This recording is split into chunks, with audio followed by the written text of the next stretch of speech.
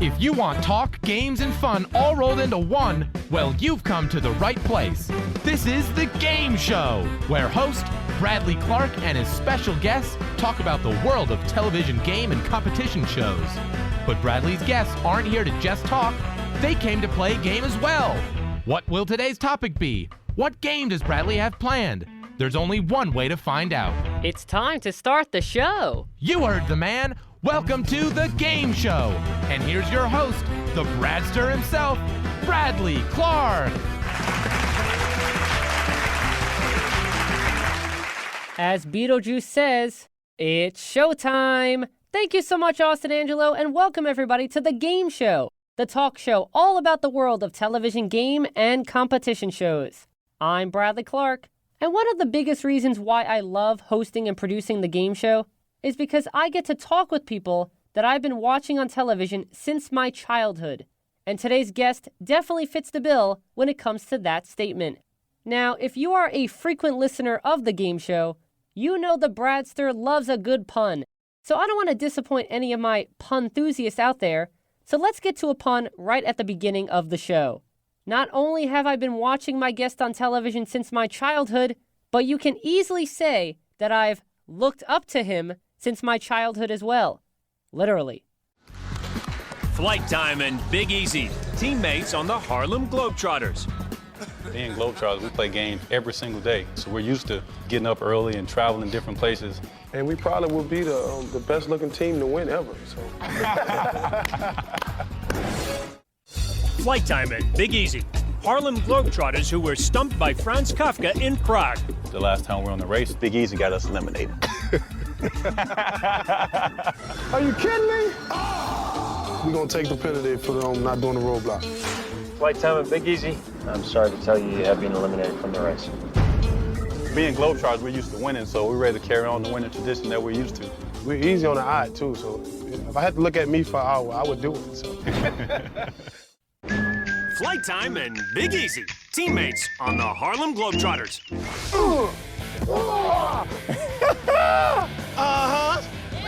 He hasn't lost a game in 15 years. I haven't lost a game in 9 years. The only thing we have lost is the Amazing Race twice. No excuses this time. We're older, we're wiser, we still look good. See what I mean when I said that I've looked up to him since my childhood? It's been a long time since I've had an episode devoted to my favorite reality competition show of all time, The Amazing Race. 28 episodes to be exact. And that is way too long of a time to not talk about detours, roadblocks, and U-turns. Thankfully, my special guest today knows a thing or two, or three, about The Amazing Race, because he is a 3-time racer who, along with his partner Big Easy, have competed on 31 legs of The Amazing Race, which is a second-place total for the most number of Amazing Race legs that have been competed on by a single team. Rad fact! Please welcome onto the game show for the very first time, one half of the Globetrotters from The Amazing Race seasons 15, 18, and 24, Herb Lang, a.k.a. Flight Time. Flight Time, welcome to the game show. Oh, man, thank you for having me on. I'm glad I could be a part of your show. This is such a pleasure for me because I'm checking off 2 dreams at once. Having you be my guest on the game show to chat about The Amazing Race, and being able to interview a member of the world-famous Harlem Globetrotters. And Flight Time, I can still remember the first time I ever went to a Harlem Globetrotters game because it was on Sunday, February 18th, 2007 when I was 9 years old. And the reason why I remember that day so fondly is because that was the premiere date of the 11th season of The Amazing Race, which was the first All-Star season. Brad fact! So you can tell that I'm a huge fan of the Harlem Globetrotters because I gave up watching the premiere episode of the most anticipated season of The Amazing Race ever to watch the Harlem Globetrotters do their thing at Nassau Veterans Memorial Coliseum. Awesome. I mean, see how things come full circle, and here we are now talking. Like that you saw your favorite team, now you're talking to your Amazing Race people that you watch. You are absolutely right. I don't recall if you were on the team that I saw play all of those years ago, but I was curious, on the Harlem Globetrotters tour, are there different teams that play in different areas of the country? Generally, when the tour is in full swing, there's usually at least 2 teams touring. Sometimes there are 3 out at one time. So sometimes when you look at the schedule that they have up online, sometimes you may think that you're looking at a baseball schedule because there's also double headers typically on the weekend. I guess that explains why I didn't see you and Big Easy on the court all those years ago. You two were probably on a different Globetrotters team at the time. Well, I might not have been able to watch you dunk in person, but I'm glad I get the chance to talk with you today on the game show. And we're going to talk about all 3 of your races around the world. And then later, Flight Time, I have created a special Amazing Race theme game just for you to play. So as we officially begin our conversation, let me channel my inner Phil Kogan by saying, the world is waiting for you. Good luck. Travel safe. Go. Before we start talking about the Amazing Race, I want to first ask you, what's the process like to make the Harlem Globetrotters team? The Globetrotters have a typical training camp in which guys come in, and when I first joined the team, I didn't realize that I had to actually be a basketball player as well, because the Globetrotters, they do bring in great basketball players as well, but the tricks and things like that are something that you work on once you actually make the team. But the way that I joined the team, I was a former college slam dunk champion at the Final Four in San Antonio down in 1998. And after that, I ended up going to work a regular job after I graduated college as a personal trainer. And once I had an opportunity to try out for the Globetrotters, I went and tried out. They remembered me for winning the college slam dunk contest, and I went in and made the team, and I had an amazing opportunity to do it for 18 years before retiring 2 years ago. And so did you choose your name, or did they give you the name? The owner at the time, his name was Manny Jackson, and he said that every time I jumped, I should get frequent flyer miles, so he just started calling me Flight Time. So he gets all the credit for the nickname of Flight Time. And speaking of frequent flyer miles, let's get into talking about the Amazing Race. And just to let you know, I did a Globetrotters Amazing Race binge and rewatched all 3 of your seasons, Flight Time, in a span of a week. So you better believe I am super excited to talk about the Amazing Race with you. The first question I want to ask is, prior to being on the Amazing Race, were you a super fan of the show, and that's the reason why you wanted to audition? I don't know, super fan, because after going to a couple of those events in New York City watch parties, I don't think I was as crazy as some of those people that show up, but I was certainly a fan of the show. Being a Globetrotter and traveling the world, it was just something that captured my attention, because I knew I'd have an opportunity at some point to be able to go through a lot of the places that you would see on the race. Back in 2009, you and Big Easy created an audition video in which the 2 of you competed in a mini Amazing Race. Did you figure being Globetrotters and doing Amazing Race-esque challenges during the video would immediately attract the Amazing Race producers? The way that it happened, that was myself and Big Easy, and there were 2 more of our teammates, Scooter and Special K. They also did an audition video to be one of the teams on the Amazing Race. But the thing about our video, I'm a fan of the show even beforehand, so I knew about the challenges and the envelopes and all of that good stuff. So when they asked us to do a video, the Globetrotters, I said, we got to make it as real as possible. So I wrote out all the challenges, I set up the challenges, and we just did it in that type of theme, because I had actually looked at a few more videos like on YouTube to see what people were doing, and a lot of people were doing an actual pretend race. And after watching your audition video, I can see why you and Big Easy were chosen for the Amazing Race. I'm sure the Harlem Globetrotters organization was also happy, since you and Big Easy would be instantly recognizable after the race, and more people might come to the games. It definitely extended both of our careers, and we also gained a whole lot of new Globetrotter fans along the way. Being a Globetrotter, you travel all around the world to perform, but were there any countries you hoped to visit while on the Amazing Race because you'd never been to them before? Yeah, the first season that we did the Amazing Race, I was into my 9th season with the team, and I had yet to travel to Australia. So the first time that I actually had a chance to travel to Australia was when I was on the Amazing Race. And you ended up visiting Australia during legs 1 and 2 of the Amazing Race 18 Unfinished Business. Brad fact. That is correct. And since then, I've actually been there a couple times. I went a couple times with the team after that. And Australia's amazing, and they're big Amazing Race fans down there as well. Before we talk about season 18, let's talk about your first appearance on the show, which was during season 15. And I've got to say, I've watched every single season of The Amazing Race, but I had not watched season 15 since it aired back in 2009. And during the rewatch, it reminded me of how great of a season this was, and is now definitely in my top seasons of all time.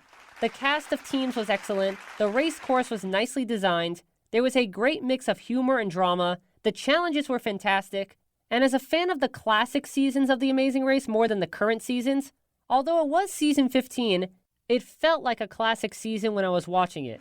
Now, season 15 featured 12 teams at the starting line, and the last time 12 teams began the race was during season 10, and there was a surprise elimination during the first half of leg 1. Brad fact. When you were on the bus being transported to the starting line, Did you have any speculation as to why there were 12 teams instead of the typical 11? To be honest with you, I actually didn't. I didn't even think about it. I just thought that maybe they were doing something different. And I'll give you a nice little tidbit at that start line. I mean, everybody was, of course, excited. And once we would grip into the envelopes, we would find out that there would be a team to be eliminated right there on the spot, right there at the start line. And I just felt really bad for that team that got eliminated because before we actually got a chance to take off, they just talked about how long they had waited for that opportunity. And they were so excited. And when they got eliminated first, they didn't even make it to the airport. It really broke my heart, but quickly had to shift to the fact that we had a race to win.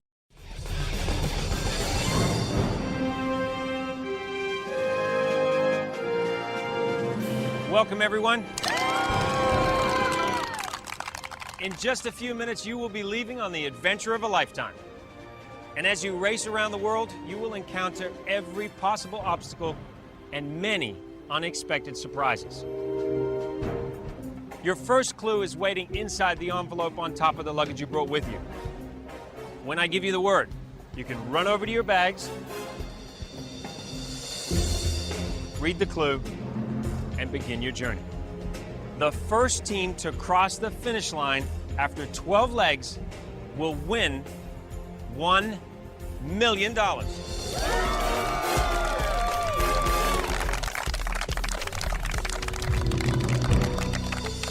there is something else I need to tell you, and I don't think you're gonna like it. There is a new challenge in this race that's going to have a devastating effect on one team.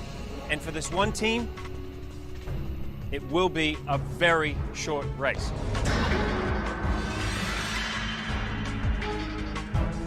Just beyond your backpacks is your first challenge. The details are in the clue. The team that is unable to complete the challenge will be eliminated right here. For the first time ever, one team won't even get past the start line.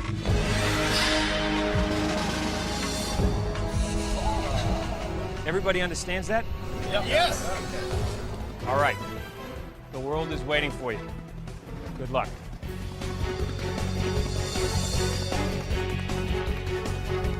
Travel safe.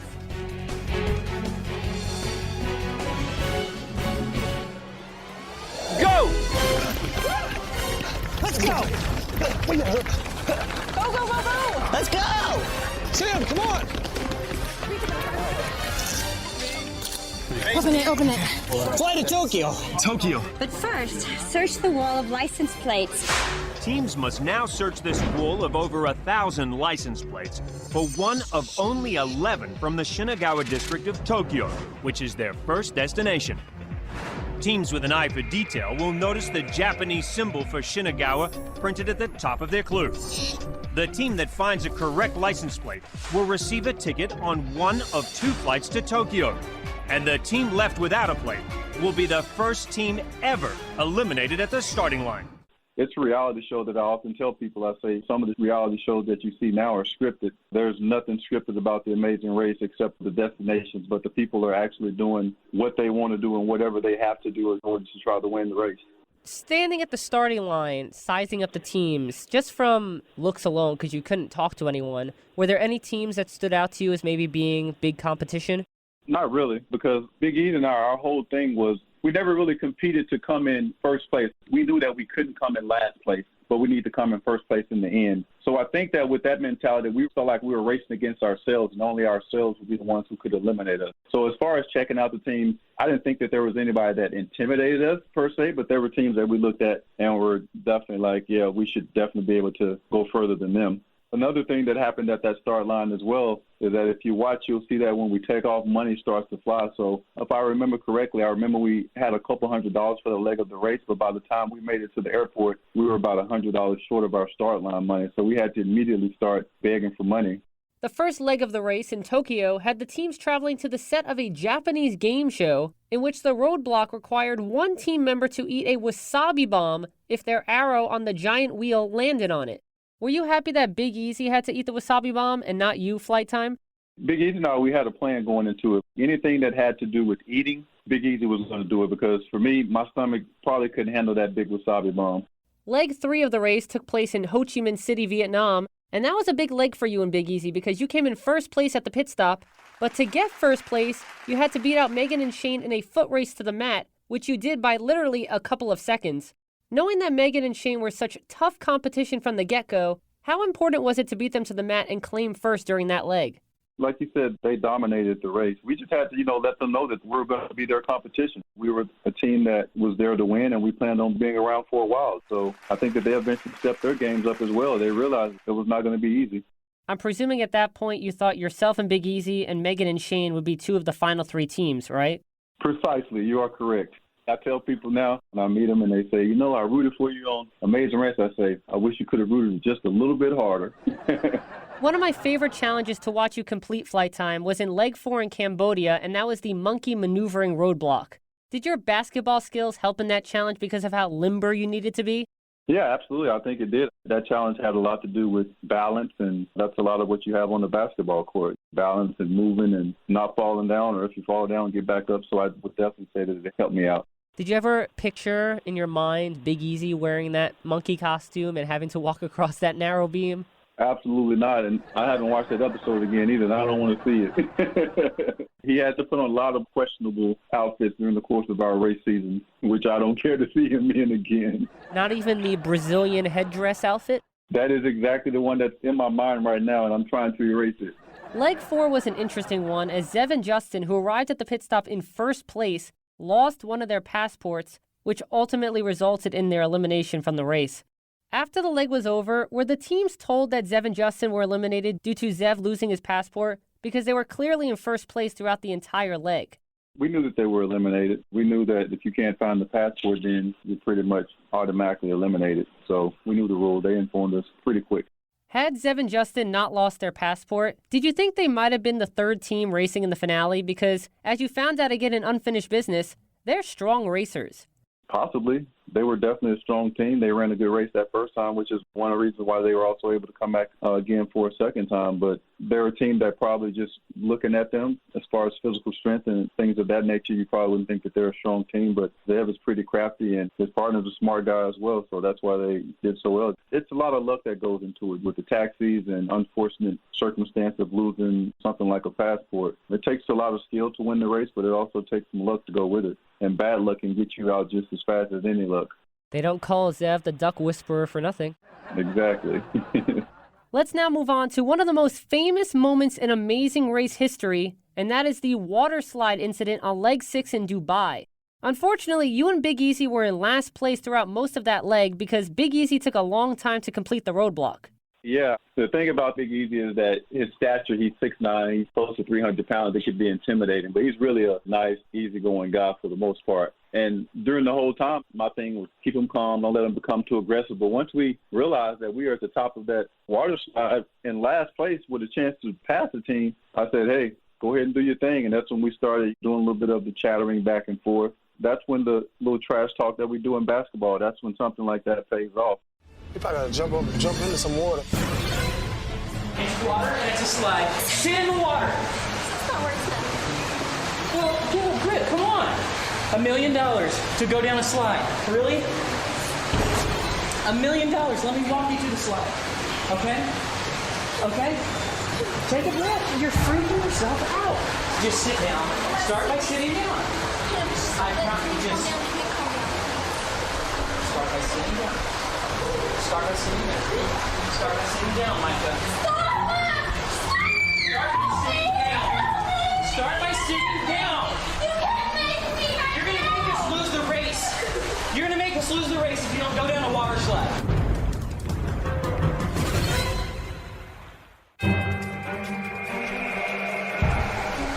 Please sit down.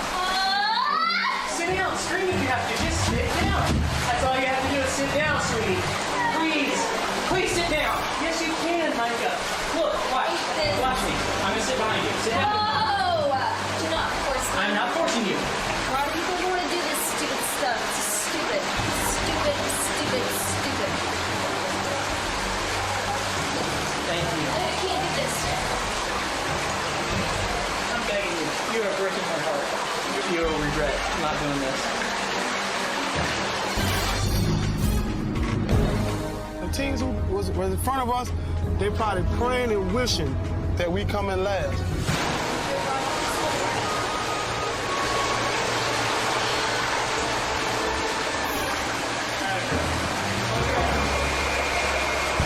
We need to get that fast, my man. We're gonna walk them down, baby. I can't do this. Both hands like this.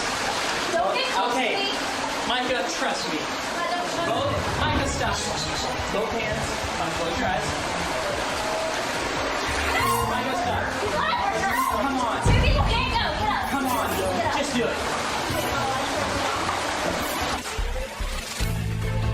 Thank you. Is it over there? Come on. Yeah. Right there. I can't do it. Yes, you can. I can't do it. Yes, you can. Why? Don't waste time asking why. Just go down the slide. Leap of faith? Come on, Big Easy. Where is it? This way. It's probably up there. Cam, why do you hate me? Because you made a complete moron. It's a water slide. This way. Leap of faith. Here.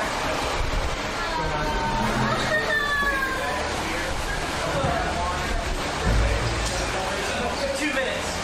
Your life is going to change in 2 minutes. Basically, only one team can go at a time. As soon as that team comes up on you, you have 2 minutes starting from that point to actually make yourself do the challenge. And if you don't, you have to get up and let the team behind you go first. You can do this. You can do this. I promise you, you will be so proud of yourself. It's going to be worth it. I promise. Don't listen to him. Don't do it. It's high. It's all the way up here. Guys, come on. That's not cool enough. You can do it. You can do it. You can do it. Go. You can do it. Shut up, dude. You go down the slide, those guys are going to lose. I'm so pissed at them, you should be too. They're saying you can't do this. I know you can. Hands up. Step aside. Step aside.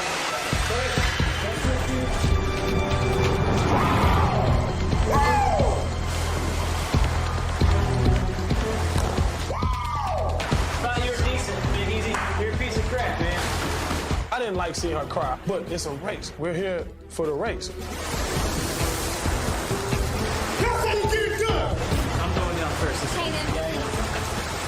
Come on, they're coming.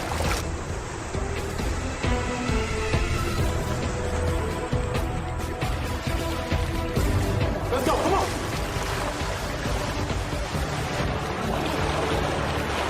I wish I was in Nashville. Dude, you need She's just saying she can't do it. I know she can. But with fear, you suck yourself out. He's gonna hate me. I just don't want to do it. He's gonna hate me.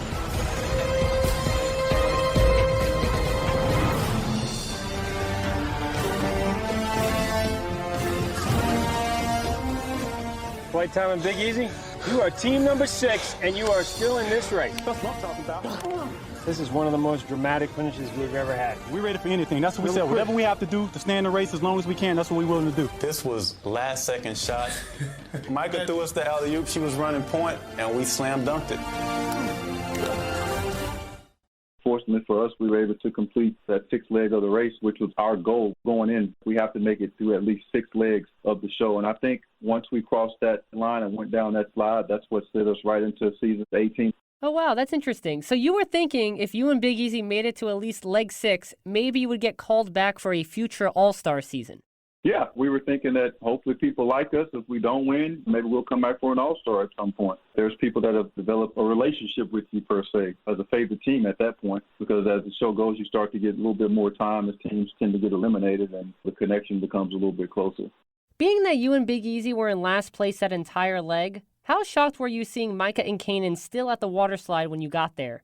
To be honest with you, I thought that there may be a chance that they were behind us. So I was shocked to see them there, but I was even more shocked to realize that they had been there for an extended period of time and had not gone down the slide, which would have eliminated us. So at that point, it was new life for us, because I remember in the car on the way to the hotel where the slide was located telling Big Easy, if we go out this leg, we had a good race. And we were basically giving our goodbye speech. But once we got there and realized that it wasn't over with, we had to put it into overdrive. We had to let our mouth do a little bit of talking at that point. Micah and Kanan had 2 minutes from the time that you got to that point to go down the slide. I'm presuming that was the longest 2 minutes of your life? Actually, it went by pretty quick, to be honest with you, because Big Easy was talking the whole time, and I was kind of giggling, and some of the producers on the side, they were actually laughing too, the camera people, because they were so frustrated. But that's something that you don't see on the camera, but it was pretty entertaining, and we couldn't believe it. So once she got out of the way, they pulled her out. That 2 minutes was up. Man, I could have went head first down that side if they let me. In the following leg at the airport, you told all the teams what happened at the water slide. But prior to seeing you there, did the other teams know that you were still in the race and Micah and Kanan had been eliminated? They all knew because the pit stop was right there at the bottom on the beach, so they could actually hear what was going on. So they knew that we were the last two teams, and they knew that she was having an issue going down. And once we actually came running up to the beach, I remember looking over at the other teams. They were sitting underneath the canopy, and they looked like they were just shocked to see us. And if you see us running in, we're kind of looking over there, shaking our heads, letting them know that we were still racing. Don't count us out. Globetrotters are still racing.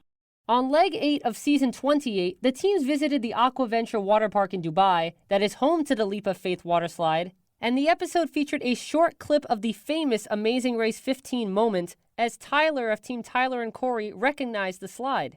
Have you seen the episode? Actually, I didn't. I didn't see that one. I want to go down that. That's the slide. Step aside. I can't believe they got out because of that slide. Crazy.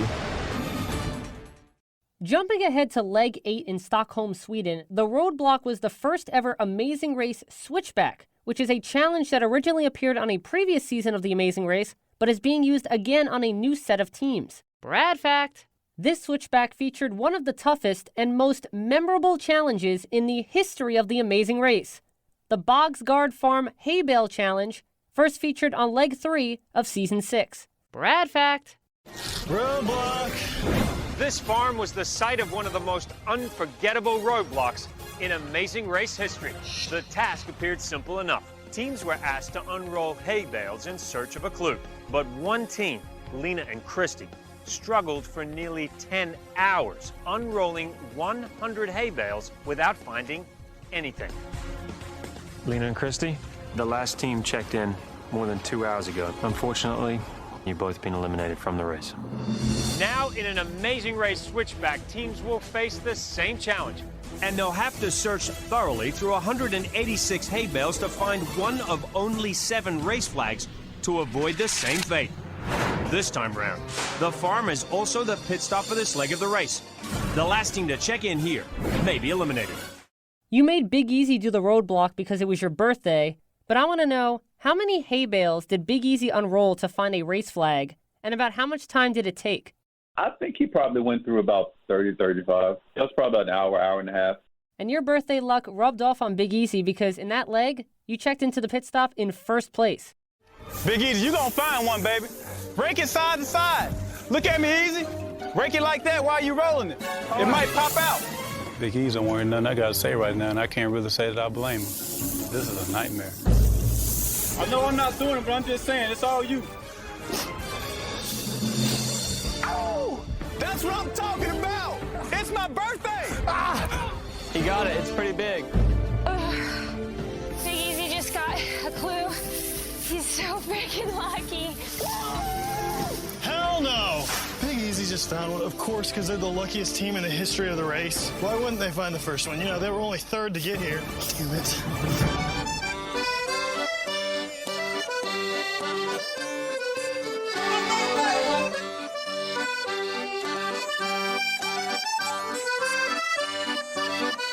Welcome to Sweden. Thank you.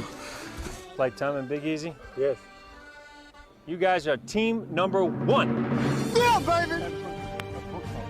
And guess what? We got a good birthday gift for you. As the winners of this leg of the race, you have won a trip or 2 from Travelocity to gorgeous Turks and Caicos. Oh, yeah, baby. You know what that is? Yeah, I know what it is. You'll spend 7 nights in an oceanfront suite at Windsong Resort, enjoying massages, a scuba diving trip, and a cave exploration to North and Middle Caicos. For him to go out there and step up and win a trip for my birthday, I'm proud of him. This is the cake and the icing on the cake. I mean, we definitely feel like we're hitting the groove right now. I mean, we're Harlem Globetrotters. That's what we do. We travel the world, and at this point, that the world knows that we're here to win the race. Yep, and it was a good birthday present to me. Now it's time to bite the bullet, Flight Time, and talk about leg 11 in the Czech Republic. Unfortunately, Big Easy could not figure out the word Franz, as in Franz Kafka, during the roadblock, and decided to take a 4-hour penalty even after all the other roadblock participants had already completed the task. As you were waiting out the 4 hours, did you have any second thoughts about taking the penalty? Because he could have possibly completed the task within the 4-hour time frame of the roadblock penalty, and you already were in last place anyway. Well, the second thoughts only came up when we actually got eliminated. But at that time, we'd been there for several hours, as I recall, and he felt like he just wasn't going to get it. So it was just better for us to take the penalty. And it wasn't an easy decision for us to make, but it's something that we did, and we ended up getting eliminated as a result of it. But it all comes full circle when you look back at it. That's it. There's a clue box right there. Make your way to the next pit stop. Taxi! We not stop racing until Phil told us it's over for us. We're Globetrotters. We travel the world, but all the things that we've done on the race have been new to us. Experiences that we'll have for the rest of our life. We can always look back on it and say that we did it.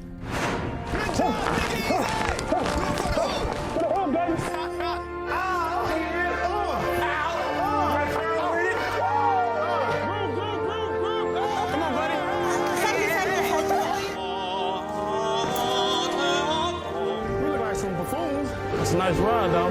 There you go. There you go. Wow! You there, baby? Take it home.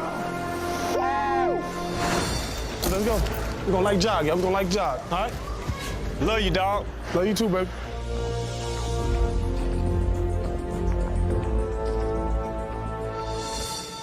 Flight time at Big Easy. You are the last team to arrive. I'm sorry to tell you, you have been eliminated from the race. Loved watching you guys race around the world, I have to say. We had a great time. Yeah, we had fun. You know, sometimes this race can tear relationships. And I think it builds ours. I love Flight Time to death, and I hopefully me and him could be teammates another 20 years, and I know we're going to be friends forever anyway. We started just like we finished. We ran across the finish line with our heads held high. With the Harlem Globetrotters, we go as a team and we leave as a team. And we didn't win $1 million. The experience that we had is priceless. When you watch the final leg in Las Vegas with Megan and Shane, Sam and Dan, and Brian and Erica, after seeing the tasks, do you think you would have had a good chance of winning? Yeah, I think that we would, because it was all physical stuff. And that was something that we heard afterwards. A couple of the people on the staff were like, I think you guys would have really had a chance, because the next leg is going to be pretty physical. So I definitely think that we would have had a chance to compete and bring home the $1 million. But again, it wasn't in the card, and we'd get a chance to come back and do it again. And what a great segue that is. So Flight Time, let's now talk about your second chance to race around the world.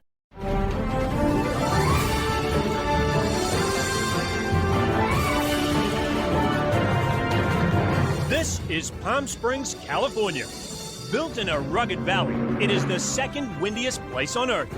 It's a city on the forefront of modern energy technology. From this iconic landscape, 11 teams of Amazing Race favorites will embark on one more race around the world, one more chance to win the Amazing Race, and $1 million. In 2010, a little over a year after you finished running season 15, you were back at the starting line taking part in the 18th season of The Amazing Race, which was subtitled Unfinished Business. This season, that would eventually air in the spring of 2011, consisted of 11 returning teams from seasons 12 through 17 who were either eliminated or did not win due to unfortunate mistakes, bad luck, or memorable mishaps. Brad fact! When you and Big Easy got the call asking if you would like to run the race again, was it an automatic yes? It was double automatic yes. We were super excited, didn't know if the opportunity would come around again. Actually, we didn't even really think about it for a while. So when it happened, it kind of happened out of the blue. But we were certainly excited to be able to go out and represent the brand, Harlem Globetrotters, to be able to represent ourselves and our families again on such a huge stage. So, yeah, we were definitely excited. When the Globetrotters called, or when the Amazing Race called, you answered that call. Just like season 15, the Amazing Race Unfinished Business began with a starting line challenge in which you had to search through hundreds of paper airplanes blowing in the wind to find one that had the word Qantas on it, which referred to the clue Phil gave, Queensland and Northern Territorial Aerial Services. This time around for you, instead of being eliminated for not completing the challenge, The last team to complete the challenge received an automatic U-turn, meaning that team had to complete both sides of the first detour you encounter on the race. Brad fact! Although the penalty was not as harsh as the first time, did the first challenge bring back drama-filled memories of the starting line challenge of season 15? Not really. I don't think when you're actually in the race, you really have time to think about certain things like that. So I don't think that's something that I really thought about, or Big E would have thought about either. If you ask him the question, I think it's safe for me to say that he would probably give you the same answer. There's so many more things going through your head, like how am I going to get to the next location, stuff like that. So it's hard to reflect while it's happening. You ended up getting the 6th set of tickets on the first flight to Sydney, Australia. When you heard that the last team to complete the challenge was getting an automatic U-turn, was there a team you were hoping would get that disadvantage?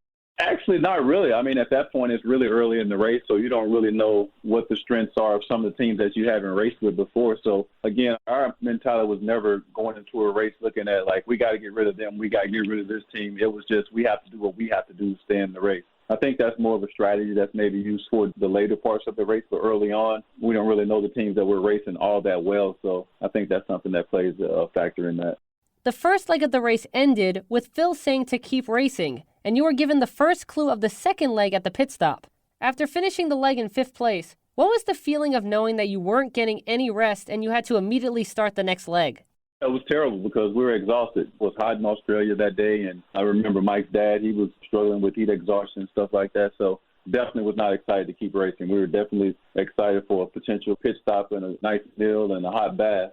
Like we talked about earlier, on season 15, you had to dress up as a monkey, but during leg 2 of season 18, you had to dress up like a kangaroo and hop around the Australian outback. Time for a rude awakening.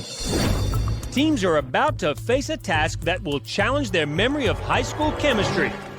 But they're gonna have to do it dressed as kangaroos. After suiting up as Australia's national symbol, teams will have to figure out where to go next with nothing in their hands but the periodic table of elements. Hopping through this mining town, teams must figure out that there are many streets named for the elements on the periodic table, and that these 2 elements highlighted are the only 2 element-named streets that cross each other. When they reach the intersection of Mercury and Bismuth, they will find their next clue. So flight time, I'm curious, which animal outfit did you prefer wearing? The monkey or the kangaroo?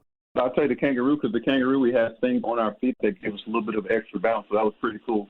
During unfinished business, you once again traveled to Japan. However, at the pit stop in Kurihama, you arrived in 3rd place, but after you left the mat, you were given a 30-minute penalty because you inadvertently took Ron and Christina's fanny pack at the Prayer of Purity detour and didn't return it to the spot you took it from. Do you think you should have been given this 30-minute penalty, especially since you had already checked in with no penalty given to you? That was a rule that I wasn't familiar with, and to be honest with you, I don't even remember moving that fanny pack, but I guess according to the video, it says if I moved it and I didn't put it back in the proper place, but fortunately we didn't get eliminated. It was something that didn't cost us. Did you either argue or talk with the producers asking why you were getting this 30-minute penalty? No, not at all, because I don't think that we felt like we were going to be eliminated anyway, so it wasn't something that we argued about. We took our medicine, took the penalty, and kept racing. And speaking of kept racing, at the end of the following leg, which was leg 4, for the first time in Amazing Race history, there was a second Keep On Racing pit stop in the same race. Brad fact! You had just completed an exhausting leg in Lijiang, China. So how surprised were you that you had to complete 2 legs back-to-back again? At this point, we were just expecting the unexpected. So we were surprised, we were disappointed, but what can we do? We signed up for it. We signed up to be pushed to our limits, and that's exactly what they were doing with the experience that the teams had as far as racing before. So just had to take the medicine and keep racing. A lot happened in the following leg, which was leg 5. First, one of the most fun scenes I've ever watched on The Amazing Race occurred when you, Jet, and Keisha faced off against Big Easy, Cord, and Jen in a game of 3-on-3 basketball in China.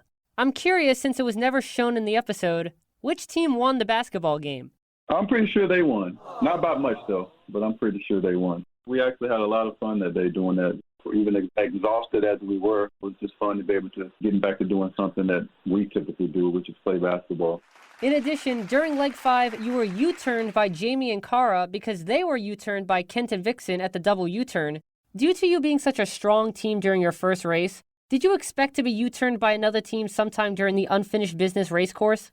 Absolutely. We expect it to be U-turned because when you make it to a certain point in the race, it's certainly no more friendships. It's pretty much every man for themselves. And you're trying to compete and you're trying to win the money. So people do strange things for money. And fortunately, it wasn't anything strange. It was within the rules of the game. And we got U-turned, but we were able to overcome it.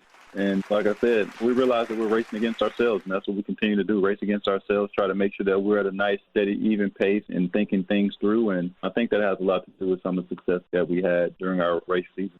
Leg 6 had the teams flying to Kolkata, India, where you participated in the tea tasting roadblock from hell, in which you had to pick out a cup of papaya mango tea that you had tasted nearly 900 miles away in China from hundreds of cups to choose from. If you had to guess, how many cups of tea do you think you drank during the roadblock? I think that they said I may have drank over 100. Funny thing about that is I remember when we stopped to taste the tea before we actually got to where the tea tasting was, and I just thought it was ridiculous that we actually had to go to that place. But little did I know that that would be something that I'd have to remember as far as the taste, which is one of the reasons I struggled on that part of the race, because I didn't realize that I was looking for a particular flavored tea. But once I eventually tasted it after hundreds, I realized that it was so different from the other teas that we had, and I knew I had the right one. And what really made it difficult was that you didn't taste the tea and then go to the tea tasting challenge. You had a long flight from China to India in between. There was probably about almost 2 full days that passed before we actually got to taste the tea again. But as you've seen, Mr. Ron, he remembered the tea immediately. He smelled it and knew what it was.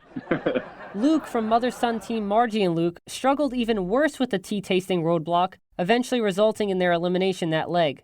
Did you ever find out how many cups of tea Luke drank? I don't know how many he drank, but I do know that Luke eventually had to get an IV as a result of the vomiting and stuff that were happening during the course of the race, something that they couldn't show on the show because it was a Snapple sponsorship. So he couldn't have us vomiting and puking on Snapple. But, yeah, it was a tough day. It was definitely my toughest leg of the race out of all seasons that I competed. Even though you mentioned that you were not going to take a penalty during your second race, after a while, did a thought ever cross your mind to take the 4-hour penalty and not complete the tea tasting roadblock? Well, I mean, I was going to do whatever I had to do. I wasn't stopping until they told me I couldn't drink anymore or I found the right one. So there was no quitting in this season or taking any penalties. We're going to see it all the way through to the end. And one of the things about it, too, is that after a certain point, they told us we didn't have to drink the full cups of tea anymore. We could just taste it and spit it out and take the tea up there. So that's what happened toward the end. We weren't actually drinking the full cups of the tea. So still a tough challenge, but even tasting hundreds of cups of tea is not something that I care to repeat again in my lifetime. So let's jump ahead to leg 9, where you U-turned the Cowboys jetting court in Switzerland. You were a good distance ahead of the Cowboys at that point, heading to the pit stop. So do you think you necessarily needed to use the U-turn, or was this, we just want to ensure that we get to this pit stop, it's here, why not use it? It was there for the taking. It secured a spot in the next leg of the race. It was between us and them. So if it's us or them in a competition, it's going to be them every time with no regret, and I'm sure that they would say the same thing. In the next leg, the 10th leg of the race, which also took place in Switzerland, an interesting situation happened at the roadblock that you participated in. The task was to create a Travelocity roaming gnome out of chocolate, and during the challenge, you had to put the gnome mold in the freezer to harden. However, Vixen inadvertently took your mold out of the freezer thinking it was hers. Now, since you and Big Easy were penalized in leg 3 for taking something from another team by accident and not putting it back, resulting in the other team losing time, do you think Kent and Vixen should have been penalized for pretty much doing the same thing during this roadblock? I didn't, because those little technical rules like that are not really things that you're thinking about during the course of the race. I haven't thought about that until now, that, oh, yeah, we got penalized back then for moving something, so that should be the same for them. If it's within the rules of the game and if it was something that was in the rules that if they moved it and didn't put it back, then yeah, but it didn't affect our outcome, so we move on, we keep racing. But it's just a little bit different when you're watching it and actually running the race. That's one of the things that I've noticed immediately from my first season, because sitting on the couch being in that position, like, oh, I could do this or I would have done that. But when you got nerves and emotions and excitement and all these different things going through your body, there's so many things that you're thinking about that you're not thinking about even the most minor things that aren't relative to actually helping you win the race. Moving on to leg 11 in Rio de Janeiro, Brazil. Was it nerve-wracking running this leg? Because leg 11 was when you were eliminated in season 15. Now at this point, we definitely realized that this was the hump that we needed to get over. We raced 11 legs previously, and we now had an opportunity to go into the 12th leg of the race for the actual $1 million. So there was a little bit of nervous excitement going into that, but we had fun. And That was one of my favorite legs of the race. Experience in Brazil, it was my first time in Brazil. And to actually complete the leg of the race and have an opportunity to race for the championship in leg 12. And you got to see Big Easy shake it. Something I don't care to see again. You ended up finishing the leg in third place. Come on! Right to the end, yeah! Flight time and Big Easy, you are team number 3. Woo! And you are one of the 3 teams that will be racing to the finish line for a second chance to win $1 million. Sign the check! We coming to get it! Now at that point, even if the next leg, the final leg, doesn't turn out in your favor, were you going to be satisfied by your second chance Amazing Race experience because you were guaranteed to do better than the previous time and you were going to reach the finish line? No, we weren't satisfied. At this point, we might as well win now. We're here. And when we didn't win, we were disappointed. We were happy for Keisha and Jen that they won, but we wanted to win. We wanted to be one of those teams that went down in history as actual winners of the Amazing Race. Unfortunately, you ended up coming in second place to sisters Keisha and Jen, who became the second all-female team to win the Amazing Race. It was a neck-and-neck race between yourselves and the sisters throughout the whole leg in Miami, Florida. But I want to know, how many minutes after Keisha and Jen crossed the finish line did you and Big Easy arrive?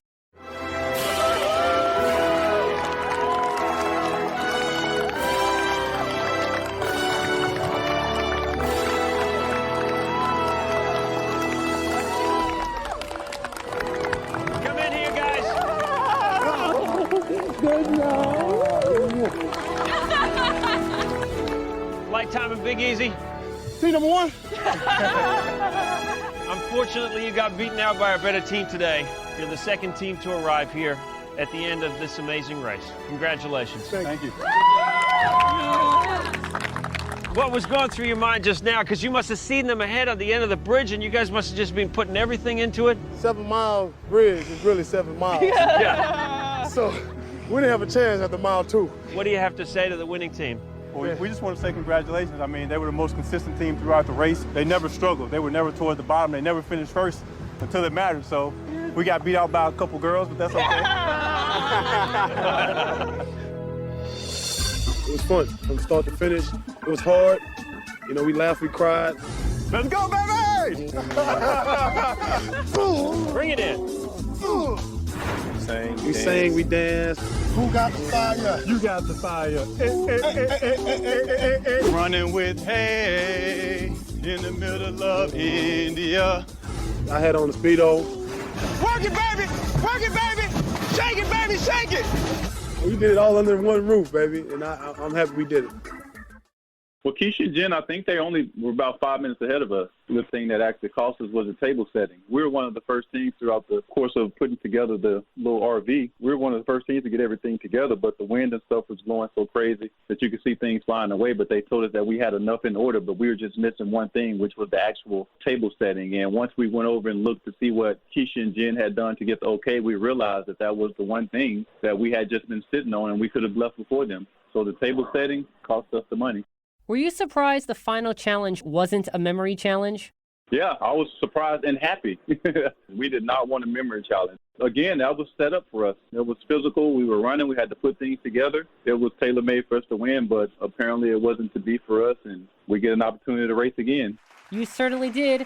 And now let's talk about that third race around the world, the Amazing Race All-Stars, which was season 24 and the second All-Stars edition of the Amazing Race. Brad fact. When you got the call flight time to be on the race again, were you taken back at all? Because at that point, there had never been a team asked back for a third time. Oh, yeah. I thought they were BSing us. I remember getting the phone call, and I was in Argentina on tour. When I got the phone call, I saw 323 LA. The only other 2 times I've gotten calls from that numbers was to race. So, it kind of made my heart drop and answered the phone. And it was like, hey, how's one of my favorite teams racing? That's what one of the casting people said. And, hey, doing good. Would you guys be interested in doing it again? We're like, absolutely. So kind of how it played out. We were excited for that third time's a charm, so to speak. Either third time's is charmed or 3 strikes you're out. The All-Star season consisted of returning teams that originally ran the race during seasons 14 through 23. Now, to me, not all of the teams on season 24 were All-Stars in my mind, especially when comparing them to the caliber of teams from the first Amazing Race All-Stars back in season 11. But when you saw the entire lineup of teams for the Amazing Race All-Stars 2, were there any teams you were surprised to see as All-Stars? No, I wasn't. I don't really know the whole casting process, but we're just happy to be there. That's something that you don't really think about, why did they bring this team or why didn't they bring that team? It's so hard to actually get onto the show that you're just actually happy to be there. Although we were competing against different racers, at the end of the day, it's a team of people racing around the world. Were you excited or fearful that both Margie and Luke and Jet and Cord were also back for a third time? I was excited. Although we did U-turn the Cowboys, we never had any issues with the Cowboys. And Marge and Luke, they were also people that we enjoyed racing with. We actually enjoyed racing with anybody. There weren't really any teams that we ever had any beefs with. At the Leg 2 pit stop, 7 teams arrived at the mat within minutes of each other, and Phil said that this was the most teams ever at the mat at one time. Do you think this was a flaw in the All-Stars race? Because compared with your other 2 races, Season 24 seemed like the teams were bunched up way too often due to all the teams traveling together on the same flights and trains. So what happened on this third time is that we were no longer able to purchase several tickets. So typically when we check into the counter, we'd say, can I get 2 tickets to Tokyo, for example? And then we would actually go and purchase more tickets for flights were going the same way, just in case something happened. But they tightened up the rules on this part of the race where you could only buy 1 ticket, and that was the flight that you had to take. And I think that caused teams to pretty much book on the same flights. So the 7th leg of the race on Season 24 was the 30th leg that you and Big Easy ran on the Amazing Race, making you the first team in Amazing Race history to ever compete on 30 legs. Brad fact. Here we go. Fly to the Eternal City. Here we go. We are about to start our 30th leg of the Amazing Race, and we're pretty excited about it. Taxi! We're halfway through the race, and for most of the first half, we've been kind of toward the back, but the last couple legs, we really feel like we've ran, great legs. We're confident in the way we're racing, and like we always say, we just have to be one team. The Eternal City is Rome. Going on to All-Stars, did you think about that milestone? It was one of your goals to make it to your 30th leg? Yeah, that is something that we thought about. We did realize that being a team that's coming back for the third time and having gone for the first 2 times, that there's no team in Amazing Race history that have run as many legs. And that was one of the things that we wanted to do as far as win. We wanted to win and be the team that ran the most legs ever in Amazing Race history. And unfortunately for your sake, the record has since been broken and is now held by the Afghanimals, Leo and Jamal, who ran the race for their 3rd time during Season 31 and have run a total of 34 legs. Brad fact. Yep, I watched them and I saw the record go down, but Leo and Jamal, they're one of my favorite teams. Were you hoping for a Leo and Jamal victory on their 3rd time around? I was rooting for Leo and Jamal, absolutely 100% of the way. Leg 7 was also a scary leg for you and Big Easy because you barely made it to the mat before Jessica and John to avoid elimination. When you were completing the roadblock at the Spanish Steps and you and John received the correct number from Jamal, did you think you were running to the pit stop to get 6th place? Or did you think Caroline and Jennifer were behind you because they had to complete a speed bump during that leg in Rome? Oh, yeah, I thought there was still a team behind us, but that's something that we didn't want to risk. We just know we had to beat the team that we can see behind us. So that was why it was important for us to run to that finish line as fast as we could. And unfortunately, in the next leg, you ended up getting eliminated in Orvieto, Italy. Your worst ever finish, sadly. You only made it to the 8th leg and you finished in 6th place. You got it done, Picasso? We faced a little bit of adversity, but at the end of the day, we stayed positive, we motivated each other, and we completed the challenge. And this is for you. Thanks a lot. Thank you. Thank you. We want to continue racing, keep our head up. No matter what happens, if we do go out, we want to go out as the racers that we are. It's been a long day. It's been a long day.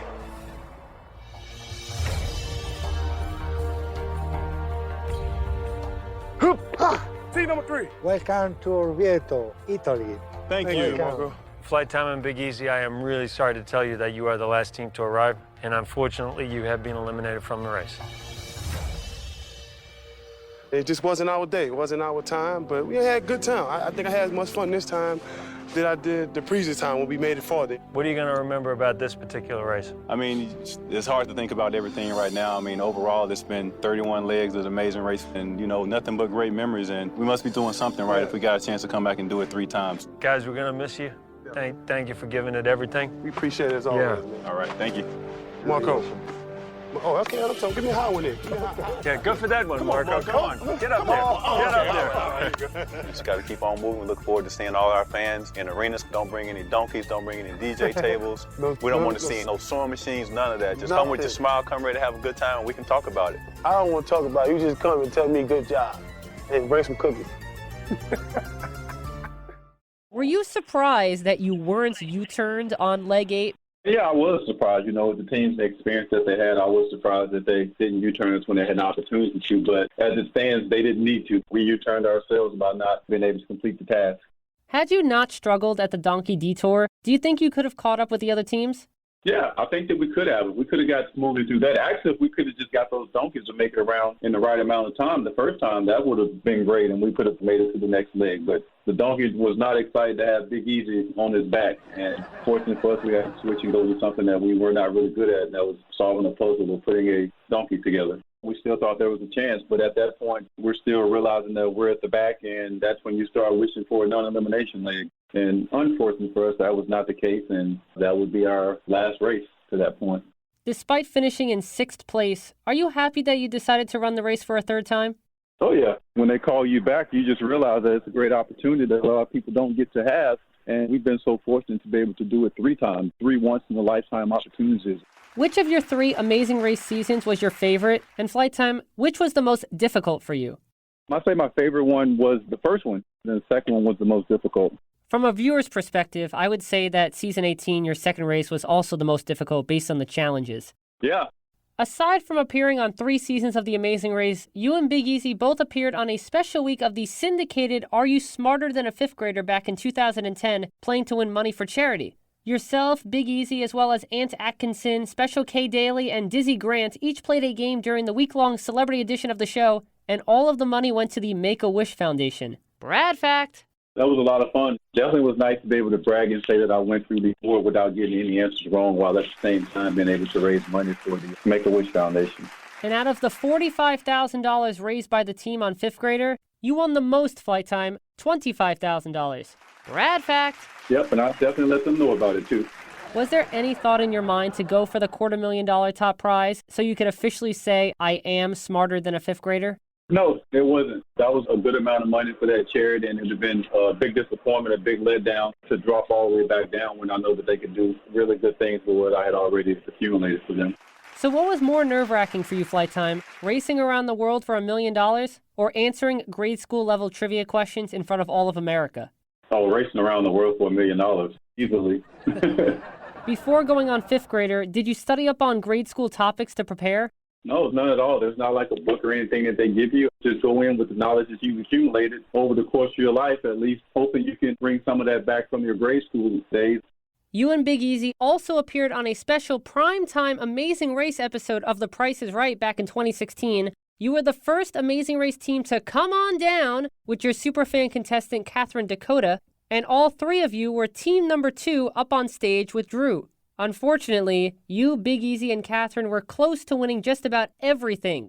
When playing the pricing game Any Number, Catherine missed winning the car by just 1 number. Catherine almost spun $1 on the wheel during her first spin, even though she did end up making it to the showcase. And in the showcase round, Catherine lost by about $2,000. Brad fact! I personally have always dreamed about being on The Price is Right, so I'm sure it must have been so much fun for you to be a part of an Amazing Race episode of television's longest-running game show. It was a lot of fun. I mean, after we did our first season of The Amazing Race, we actually went on to The Price is Right, and we were models, so to speak, representing showcases. So you have to be able to go back again and actually be on the stage and try to help our contestants win was a lot of fun. You got the full Price is Right experience. You got to be a model and a contestant. What more can I ask for? Now that you have played on Are You Smarter Than a 5th Grader and The Price is Right, are there any other game shows you would want to play? Yeah, I'm ready to play yours right here, right now. I'm ready to play the game that you got ready for me to play. Well, I can't think of a better segue than that. Flight Time, it's time for my favorite portion of the game show. It's time for the Game of the Day. Game of the Day. And as I mentioned at the top of the show, you're going to play a game all about your 3 adventures racing around the world. So hopefully our Amazing Race conversation brought back many memories of your travels. This game is called Which Race Is It? Which race is it?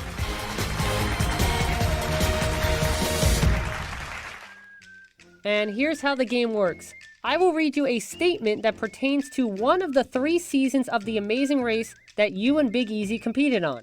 After I read the statement, All you have to do is tell me which Amazing Race season that statement is referring to. Season 15, Season 18, Unfinished Business, or Season 24, All-Stars. The statements could be about any aspect of the race, including challenges, other teams, pit stop placements, and leg locations. And keep in mind, the statements don't necessarily have to pertain to you and Big Easy.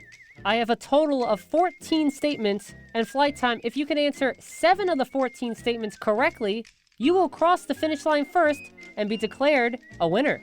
So Flight Time, you may have lost the Amazing Race 3 times, but are you ready to redeem yourself by winning this game of Which Race Is It? Let's do it. Then let's play Which Race Is It? And Flight Time, here comes your first statement. This season traveled to a country that has only been visited twice in the history of the Amazing Race, the second time being in season 30. Would that be Liechtenstein? So does that mean you're saying your answer is the Amazing Race 18? Yes. Unfortunately, that is incorrect. Liechtenstein has only been visited during season 18. The correct answer is the Amazing Race 15, and the country is the Czech Republic. Brad fact. Oh man, you're better at this game than I am. Don't worry, we'll get one. Here we go, next statement. This season featured an episode titled Down and Dirty, which was a quote said by you during that episode's leg. Down and Dirty. Let's see, when did we get Down and Dirty? I'd say that was season 18. It was season 24. Down and Dirty was the 6th episode title. The leg took place in Sri Lanka, and you said the quote while performing the Sheets Detour. Brad fact. I'm getting down and dirty. I'm getting down and dirty. I don't even remember that one. Next statement. Of the 3 races that you competed on, this race is the only one in which you did not perform 3 roadblocks in a row. Would that be season 24? No, that was season 18. All right, I'm great at this. On the Amazing Race 15, you performed the roadblock during legs 2, 3, and 4. And on the Amazing Race 24, you performed the roadblock on legs 1, 2, and 3. Brad fact. Next statement. Of the 3 races that you competed on, this is the race that traveled the least amount of miles during the race course. Season 24? Season 24 is correct. All right. Yeah, the Amazing Race 24 only traveled approximately 23,000 miles. The Amazing Race 15 traveled approximately 25,000 miles. And the Amazing Race 18 traveled approximately 40,000 miles. Brad fact. Flight Time, you're on the board. You have 1 correct answer. And here comes your next Amazing Race statement. This race was the only one you competed on that did not visit the most visited Amazing Race country. All right, let's see. Was this season 24? Unfortunately, that is incorrect. The most visited Amazing Race country is China, which you did not visit during season 15. Brad fact. Oh, okay. Here comes your next statement, Flight Time. All 3 Amazing Race seasons that you competed on traveled to a European country for the first time in the show's history. This is the only one of the 3 seasons that featured a pit stop in the new European country. Would this be season 15? Season 15 is correct. All right. Season 15 traveled to Estonia, where there was a pit stop in leg 9. Season 18, you traveled to Liechtenstein in leg 9. And season 24 featured a stop in Wales during leg 11. But both of those countries did not contain a pit stop. Brad fact. You now have 2 correct answers. Next statement. A pit stop location during this race was featured on a previous race where teams had to climb the location's steps to find their next clue. Find the steps to get your next clue. That was in season 18. Unfortunately, that's incorrect. It's season 24. The Batu Caves in Malaysia was the pit stop during leg 4, and it was a route info destination during season 11, the first All-Star season. Brad fact. Oh, okay. Next statement. This race traveled to the country where the first American season of Survivor was filmed. Is that season 18? Unfortunately, it was once again season 24. The country was Malaysia, and specifically Borneo in Malaysia. That's where the first season of Survivor was filmed, and that's where you visited during leg 3 of Amazing Race All-Stars. Brad fact. I didn't know that. I appreciate the education. My pleasure. I'm always happy to share my Amazing Race Brad facts with actual amazing racers. All right, Flight Time, your next Amazing Race statement is... This race featured a detour with the options Feed the Fire or Feed the Buffalo. Feed the Fire or Feed the Buffalo. Season 18? Season 18 is correct, and that detour occurred during leg 7 in India. Brad fact. Okay. You now have 3 points. Here comes your next statement, Flight Time. A pit stop location during this race was made famous in a 1965 Academy Award-winning movie. All right, that was season 18. That is season 18, correct. The leg 8 pit stop in Austria was the Villa Trapp, which was the original Trapp family home made famous by The Sound of Music. Brad fact. Flight Time, you now have 4 points, and you only need 3 more points to win. Next statement. On both legs 1 and 2 of this race, there was no detour featured, only a roadblock. I'm trying to flash back to these first couple of seasons, so I am just going to roll the dice, and I'm going to say season 15. Well, that was a lucky roll because season 15 is the correct answer. All right. You now have 5 points, which means you need 2 more correct answers in order to be victorious, and there are 3 statements left. Here comes the next one. This race featured a racer who would eventually go on to win a season of Survivor. Oh, this was the twin. It was season 24? Season 24 is correct. That's right, one of the twinnies, Natalie Anderson, went on to win the 29th season of Survivor, Survivor San Juan del Sur. Brad fact. The winner of Survivor San Juan del Sur, Natalie. You now have 6 points, which means you only need 1 more correct answer to win the game, Flight Time. All right. 2 more questions, right? That's right, you have 2 statements left, so you only need to answer 1 out of the 2 correctly, and this is your next statement. Of the 3 races that you competed on, this race featured an unaired U-turn. An unaired U-turn? Yes. As in, they didn't show it? Yeah, so there was a U-turn on the race course, but it was not shown on TV. All right, let's see. I don't know which one it is, but I am going to say that was season 18. It was actually season 15. During leg 3 in Vietnam, Lance and Carey blind U-turned Sam and Dan, but Sam and Dan had already passed the U-turn point. So since they were unaffected by the U-turn, it went unaired. Brad fact. All right. So Flight Time, it all comes down to the last statement. Get this right, and you win this game. Of which race is it? Of the 3 races that you competed on, it's the only one that traveled to Oceania. Well, I'm going to have to roll the dice again and say season 18.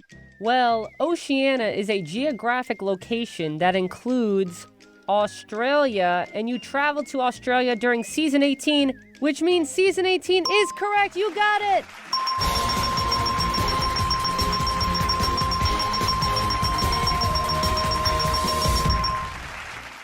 All right, all right. Congratulations, Flight Time. You have won this game. Of which race is it? I appreciate that, man. Thank you. It's always nice to win. I finally won something related to the Amazing Race. Well, after running 3 seasons of the actual Amazing Race and being a contestant on an Amazing Race edition of The Price is Right, I'm happy and honored to know that my game was what finally gave Flight Time his first Amazing Race related win. I appreciate it, man. And that was the game of the day. Which race is it? Which race is it?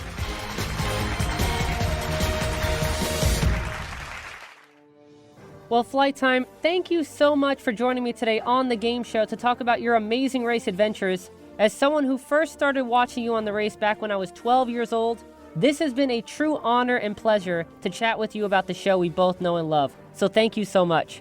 All right, man. I'm excited I could do it for you, man. And anybody that's watching the game show, I definitely advise them to go out and check out my book called Projects, Popes, and Presidents. It's available on Amazon as well as Barnes & Noble. Again, that's Projects, Popes, and Presidents. I'm on Twitter. I'm also on Instagram and all the other social media outlets. So feel free to contact me for any events. I do a lot of motivation speaking and things of that sort. So I'm fair game, and I'm ready to change some lives. That's awesome. Well, I wish you a lot of success with your book. And Flight Time, you always have an open invitation to join me on the game show again if you want to talk some more or just play another Amazing Race themed game. I appreciate it. All right, Flight Time. Take care, and thank you again for chatting with me about the Amazing Race today. All right, man. Have a good one. You as well. Bye-bye. Well, I started this episode with a pun, so I might as well end this episode with a pun. That's all the Flight Time we have for this episode of the game show. And yes, despite the eye rolling I know you're doing right now, you know deep inside that was funny. My thanks once again to 3-time competitor on The Amazing Race and former Harlem Globetrotter Herb Flight Time Lang for being my special guest today.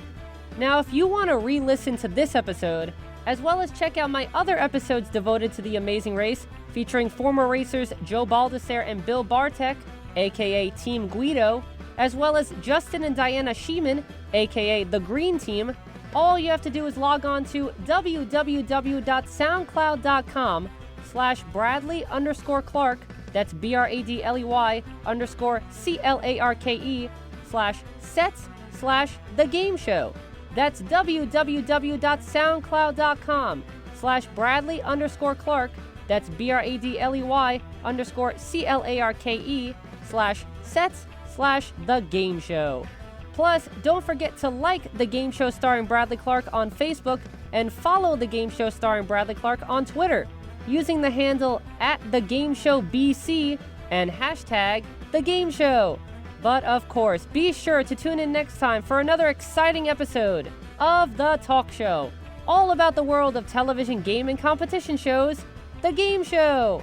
I'm Bradley Clarke, the Bradster, and I've got to go attend to some unfinished business I have, aka finish binge watching another season of The Amazing Race. Bye for now. All of The Amazing Race cuts and sounds used during this episode of The Game Show are courtesy of the CBS television network. This edition of The Game Show was created and produced by Bradley Clarke and was recorded at the WRHU studios. This is Austin Angelo speaking.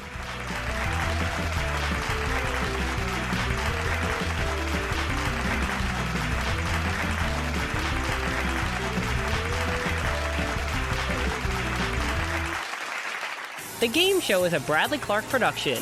Get your game on.